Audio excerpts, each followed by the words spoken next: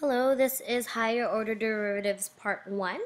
So in this video, all you're going to see is what is a higher order derivative and how do we do these. In part 2 and part 3, you'll be taking a look at velocity and acceleration, and we'll compare these to physics and see how you can use calculus to find velocities and acceleration. So if you take a look, we have new notation to look at. So second derivatives is exactly what it says. It's the second derivative of a function. So we've only been taking one derivative of a function. It is possible to take more derivatives of the function you already have. So if I ever asked you to find the second derivative, you do need to know some new notation. So in the first derivative, if I am to type this out, the first derivative, our notation was f prime of x, right? Or it was the fraction dy dx. Well, we're going to take the same notation, but actually use the second derivative, third derivative, nth derivative. So a second derivative, instead of 1 prime, you're going to have 2 primes. Instead of just dy dx, you're going to have d squared y dx squared. And then if you take a look at the third derivative right here, you're going to have a f triple prime, so you'll see 3 hashes right there. And you'll have d cubed y dx cubed. And it continues. So if I say the nth derivative, I'm going to have f to the n of x, and I get d to the ny dx, and right there. So typically we'll go to the second derivative and we'll even hit the third derivative. We may go into the fourth or fifth. So depending on the functions that we're using, we will be doing multiple derivatives. So one thing, I just want to make sure I spell this right. Derivative. Oh, that is correct. Okay. So if I continue to the next page, we're going to start calculating some of these. So it says find the second derivative of the function. Since I'm asking for the second derivative, how many derivatives do you think we have to take? Okay, so I'm hoping you said 2. So in order to get the second derivative, I'm going to first need to find this first derivative right here. So if I take a look at my function, I have a y, I have 5x cubed, which I can take the derivative of sine xx, and then I have this fraction. So my suggestion would be to rewrite this. So I would rewrite it to y is equal to 5x cubed plus sine of x minus x plus 3x to the negative 1. Alright, so I'm going to take the first derivative. Since I have a y, I'm going to take dy dx is equal to, I'm going to use the constant multiple rule and the power rule to get 15x squared.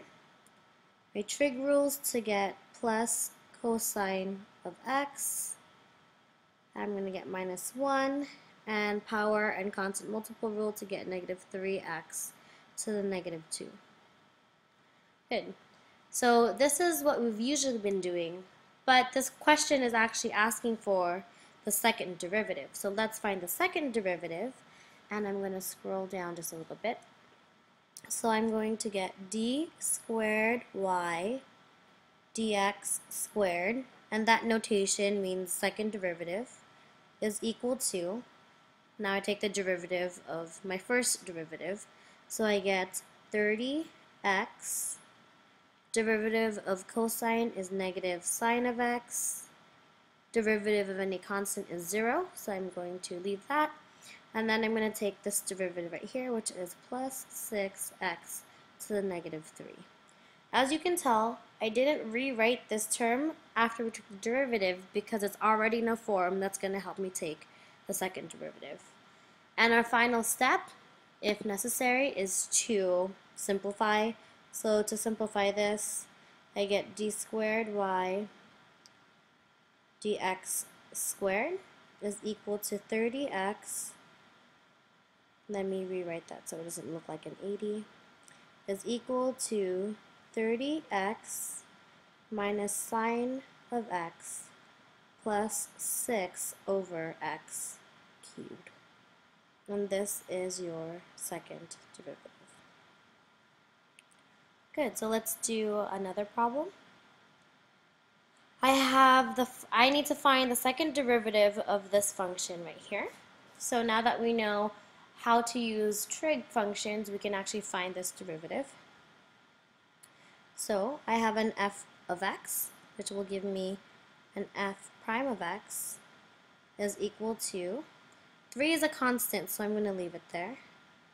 And now that I have trig, I'm going to take the derivative of the word. So the derivative of cosine is negative sine. So I'm going to put a negative out here, sine right here, times the stuff. So here's my stuff. So I'm going to leave that as 2x. And now I need the derivative of this stuff right here. And so the derivative of 2x is 2. Actually, I'm going to keep this in parentheses just to keep it separate. And the derivative of 2x, like we said, is 2. And I'm going to need to simplify this because I can multiply some of this out. And I will get negative 3 times 2 is 6. And I get 6 sine of 2x. This is my first derivative. First derivative. So now that I want my second derivative, what should I do to my first derivative?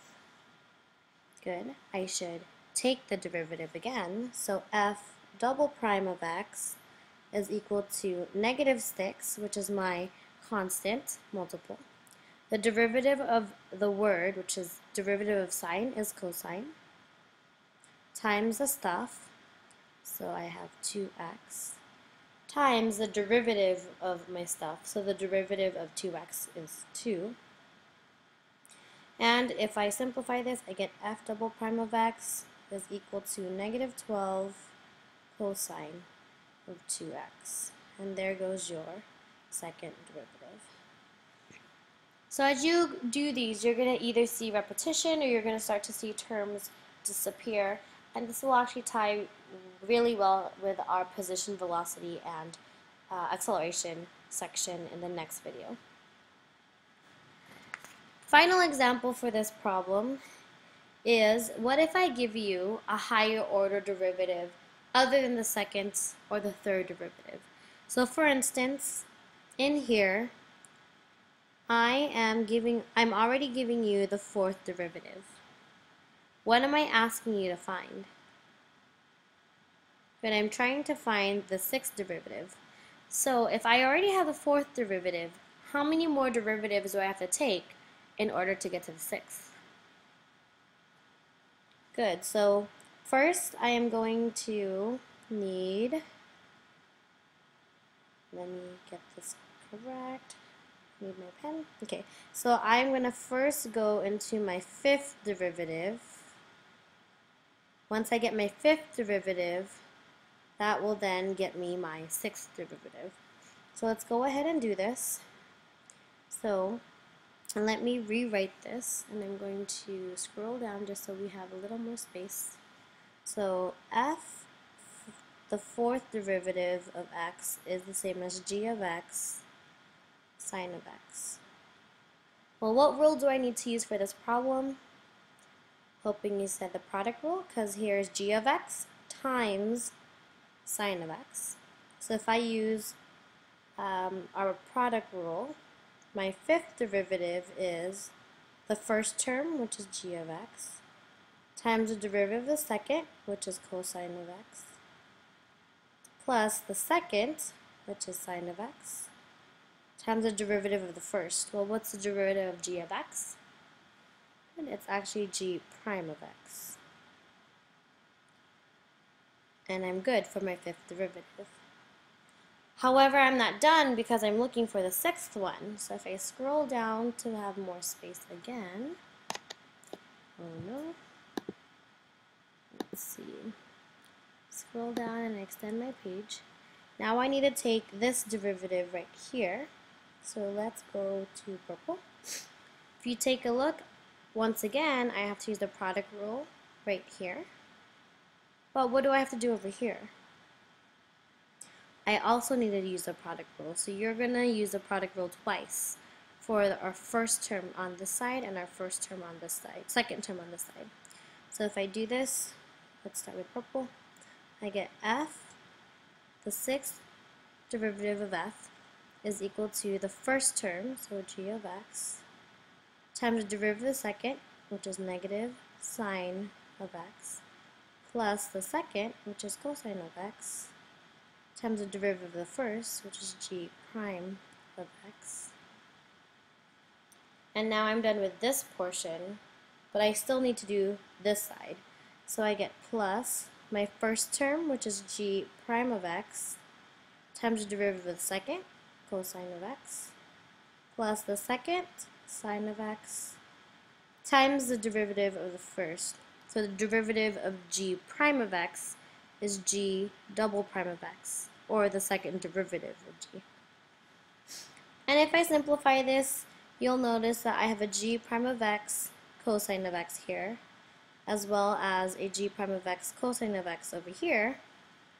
So if I wanted to, I'm going to say the sixth derivative of x is equal to negative g of x sine of x plus 2 g prime of x cosine of x plus g double prime of x sine of x. And there is your sixth derivative. So no matter where you start, you're going to just keep taking the derivative until you hit the number you're looking for. So if I give you the information for the fourth derivative, to get to the sixth one, you need 2 more derivatives. If I were to give you the first, just the original function, then you'd have to take the derivative 6 different times. So as you can see, it's not necessarily anything new, except that you're going to continue to take the derivative of each one, which is also why it's extremely important that you keep track of which derivative you're at, so that you don't get confused as to how many times you've taken this. We are going to do this section next video, so please keep your packets, and I will let you know when video 2 is up. Thank you.